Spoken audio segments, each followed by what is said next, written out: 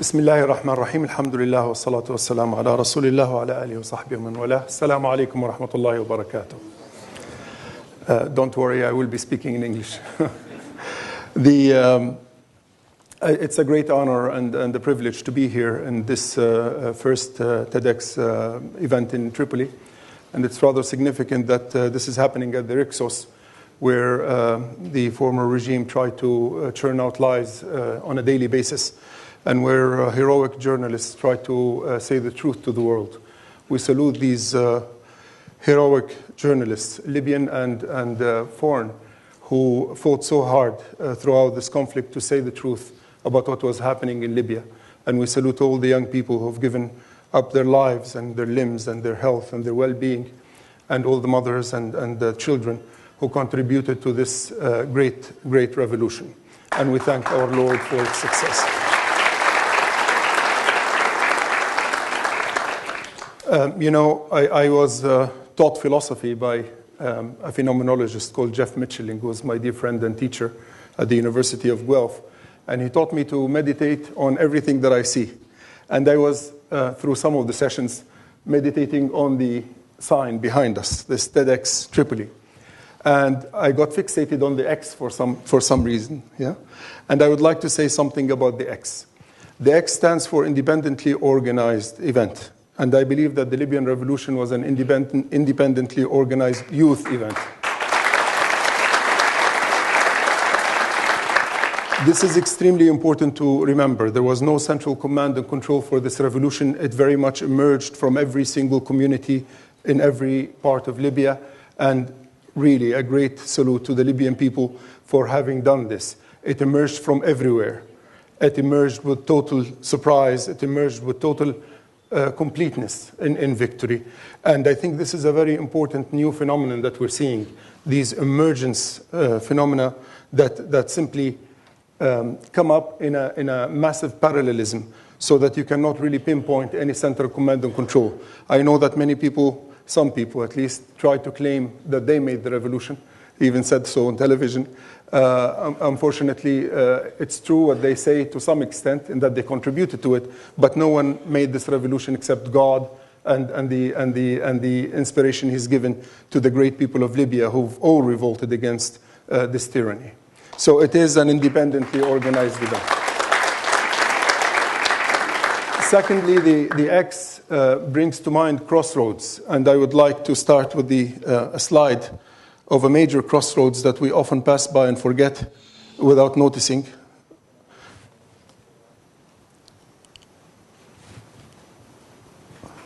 I'm trying to. The other way. Okay. All right. There we go. Here's another X that we often forget about. We pass by it every day, sometimes when we're having nice dinners in Bab al-Bahr. This is the Arch of Marcus Aurelius. And it really is the crossroads in the center of ancient Tripoli. This arch was built in the honor of Marcus Aurelius, Emperor of Rome, to commemorate his victories against the barbarians. Unfortunately for our German friends, the barbarians then meant the German tribes in the north of the empire. But what's interesting about this crossing is that this way, this part of the crossing points to the sea. And it is what's called Bab al-Bahr in Arabic, the gateway of the sea. And the other direction, of course, is the desert. Then you get the west and the east on the Roman highway of North Africa. This is incredibly significant because Tripoli is very much a crossroads that actually links east, west, south, and north. And the openness onto the sea was very, very important. Through this gateway, trade was done with Venice. As Professor Scott was saying, capitalism began in 1300. It could actually be earlier. And Venice was trading. And Venice was trading with Tripoli. And it was trading with Tripoli through trading houses that were called funduq. And last evening, it was so nice, we had dinner at Funduq Zummit, which is one of these trading houses. And this is how it looks like. In the bottom part of the unit were storage facilities where traders put their goods. So the Venetians or the Tripolitanian traders would come with European goods and store them in these stores, and the desert caravans would arrive, and there would be desert goods from Africa, from Tunisia in the west, from Egypt in the east, and they would be stored in the bottom, and people would live in the top, in the hotel part of it. And every morning they would make Turkish coffee and trade. So trading floors were very important in Old Tripoli. And at least a dozen of these funduks still remain, and they are very important to study. They were very much open areas, okay, arenas of trade and open markets. Yes, regulated markets, and I think Professor Scott was right to say that there were always regulations, but these spaces are very, very important. The open space in the middle of the city that allows trade. It is through these centers that dialogue happened. Interfaith dialogue was happening in Tripoli for many centuries through these centers of trade. And there is another space that we visited last night, and it's a magnificent place in Old Tripoli. Many Tripolitanians, unfortunately, don't even know it exists because the wall on the outside seems so simple. But this is in Darghut Street, and this is called the Uthman Pasha Madrasa. And just as the traders traded in goods, and money, these religious scholars and literary artists and poets would sit down and trade in the goods of the heart and the goods of the spirit. And this was also another kind of open space that very much was at the center of Tripoli. What's common to the trading place that we looked at and to the scholarly space that we looked at is a combination of two things. Rootedness in tradition. These things go back centuries. And also openness unto the horizons. Very much like the good word that's mentioned in the Quran, كلمة طيبة. أصلها ثابت وفرعها في السماء. Its roots are well established and firm, and it branches off unto the heavens. This very important combination of being rooted in your tradition and open to the world is very much the center of the Libyan spirit, I believe, and exemplifies what Tripoli was about and what many of the great cities and towns of the entire coast of Tripoli and the oases, the trading oases of the south, exemplified.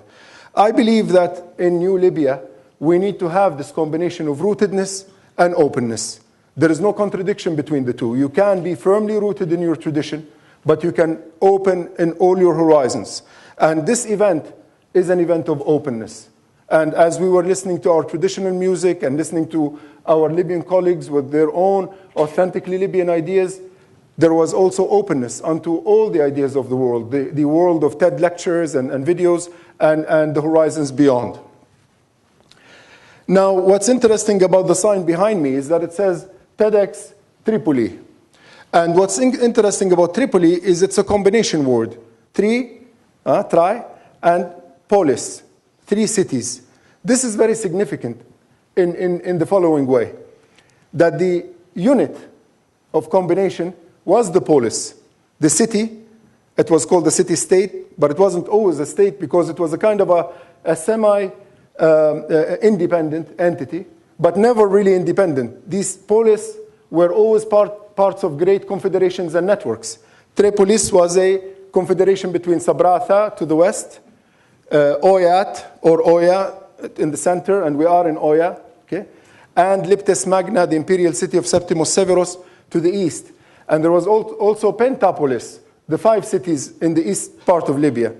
The reason I say this is because as people watch the news of this great revolution, it is amazing how many human beings now know the names of Libyan cities and towns.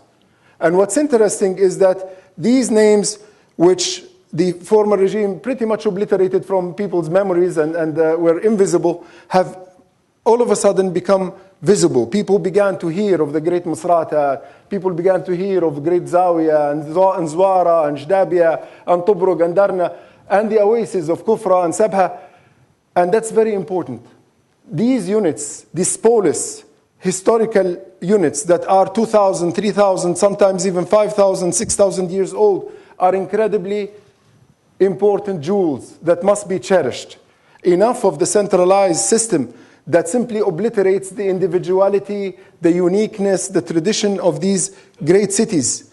I believe that the new Libya is actually growing to respect its cities and towns, and that these cities and towns have managed to come up with local councils that are incredibly important. It is very, very important not to simply be focused on the general elections, but to also be focused on the local elections. It's really great that Misrata is having local elections and greatly organized, that Tajura had local elections, that Zwara had local elections. These local elections are very important because they will produce democratically elected management to these great towns and cities that are really worthy of not only respect, but cherishing, nourishing, and growing. Of course, there has to be central government. And as Professor Scott was saying, regulation will have to happen, and regulation would have to be centralized for all the great things, like the important things like defense and the interior and oil revenue, central banking. All of these functions do have to be centralized. However, it is very important to decentralize and to respect townships and municipalities. Thomas Jefferson, in his theories about democracy in America, was seeking something that maybe did not materialize in America. And that was a republic made of little republics that respected the localities and the municipalities so that the citizens can participate in a direct way and in a manner that really does affect their lives. So I believe that Tripoli is an indication that the polis is important and is to be cherished. It is very interesting that Ibn Khaldun, the great philosopher of history of Tunisian origin, actually says that civilization is a dialectic between what he called Badawa or nomadism and Hadara or urbanism. And what's interesting in Libya is that over the 50s and 60s and early 70s, many nomadic tribes and clans settled down. And we now have basically towns and cities.